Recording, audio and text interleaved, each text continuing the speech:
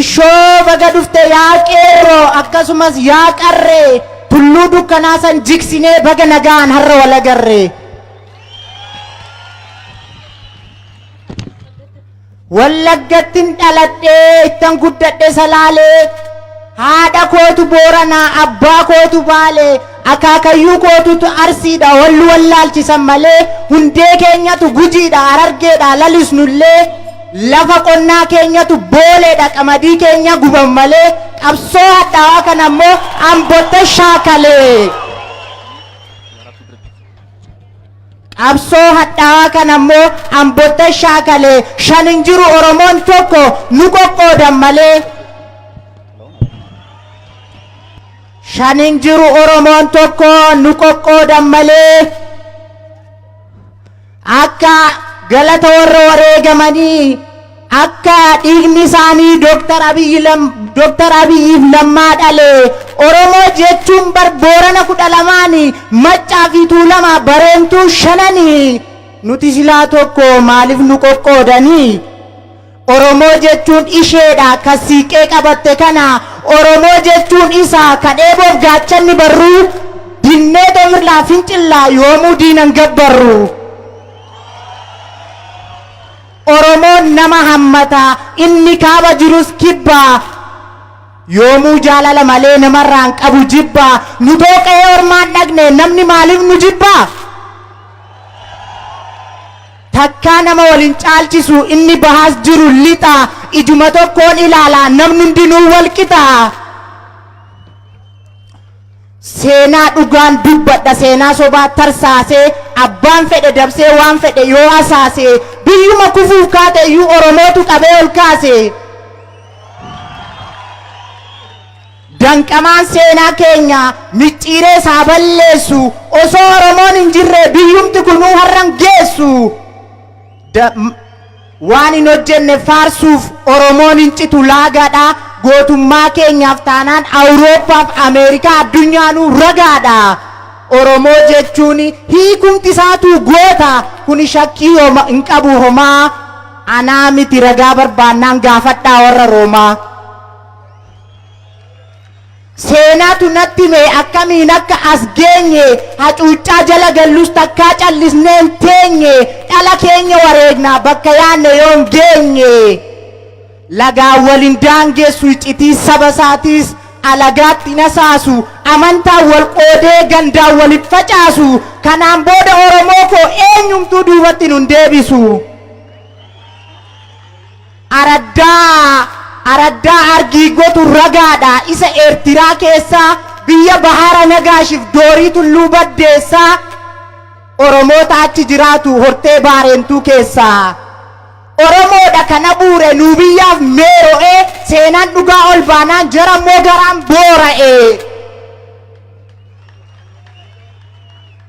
Itoophiyaan kun qabdi seenaa bara dheeraa warri barreessitan seenaa teessanii iddoo qeeraa kan keessan miidhagsitanii keenya immoo irraa muraa eelbaa sabbataatu ture Salomoonik daayinastii dura.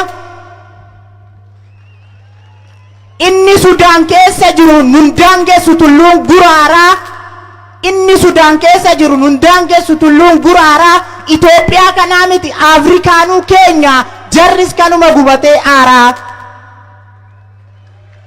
Jiraam akkuma kaleessaa inni garaasaa jaallatu isa diigamuun Oromoo osoo rafin abjootu qooda as taa'ee miixatee mataa dhukkubsatu Xuqur Ambassaan ol dhiyoodha deemee qorichaa fudhatu. Isa qeerroon dide jedhe obbo Lammaatu beeke qabsoo qeerroof qarree kan ammoo Jawaartu akeeke galata warra wareegamanii isaan hin agarre malee akka dhiigni isaanii Dr. Abiyyiif lammaa dhale. Dr. Abiyyiif lammaa gootota onnee madaa diina bittimsaa jiru akka Arafaa Koostik Soodaa. Hayyuun akka Dr. Abiyyi deebi'ee dhufu tasa naman tuqin malee gad jedheen gungumu ol jedheen bookkisa. Ilmoon leencumaa leenci maal fakkaata mee ilaalaa injinar Taakkee koo Baalchaa Abbaa Saafoo fakkaata eenyutti ba'ee badaa sanyii Looreen Tsaggaayee eenyutti ba'ee badaa sanyii Looreen Tsaggaayee warra ijaaruu malee diiguun beekneem qa'ee duula taakkalaa irratti banameef abbaan gadaa abaaree qarreen immoo ciniinnattee qeerroon immoo fokkoree waan hojjettan hundaaf qeerroo galata qabdanii urjii bantii kibbaas ejjettoos dammaqsitanii caba hayyoota keenya yoo hunduu dhokkolle oduu walirratti oofne waliin buusnu mogolee wal mocoraan oollu akka ilmaan qamalee ilaamee yaa saba koo wal gaarreeffannee wal qeequrra halaala walitti siqnee wal ammannee wal gorfachuutu caala maal isheen simbirri mandara gadiitii waccu bakka injinar Taakkeen jirutti kanaan booda alagaan Finfinnee irratti hin baaccu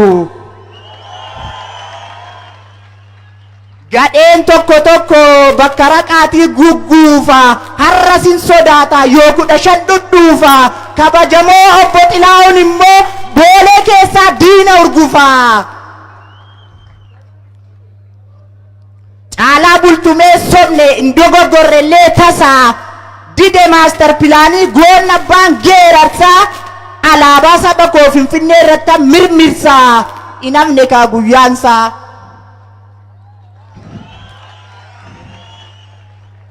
durbi durin geerartu kana wiita zarraa kun raaja maaluma isheen goone tumanii dadhabanii akka garbuuf aajjaa bagumatti cabde seenaan Oromoo ishee kabajaa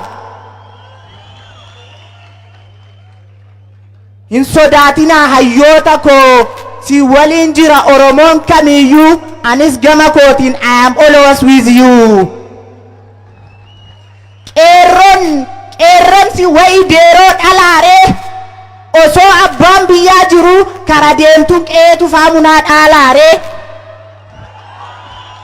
siidhumatte yaa bosonu durayyuu of birrata amma dhugaan baate eessa baakee seenta nuti waliin qoonnu kana booda abadana kana booda qeerroon koo abbaan biyyaa immoo dibbirsa goorotii barooda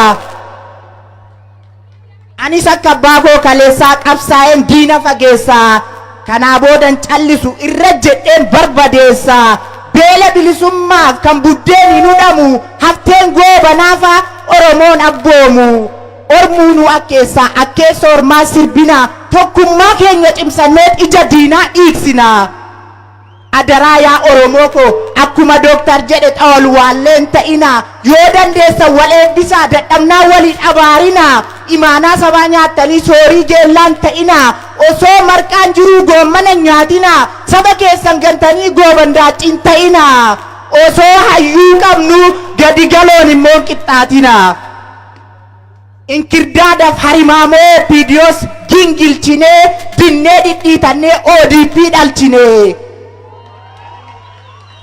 waggaa lamaan baranaa OPDOdhaan wal jalaa dhokannaa kunoo har'a immoo boolee irratti ayyaana Oromoo waliin kabajannaa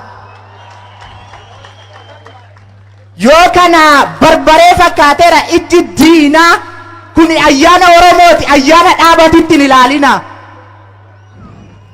injifannoon kun walakkaan isaa dhiigaa oduu walirratti oofuun Oromoo koo ni dhiigaa qeerroon way Oromoo qofa wareegameere sablammiin hundumtuun bilisoomneere jarana ragaanaan baatu Oromoon tokko malee booqaa burree qabaare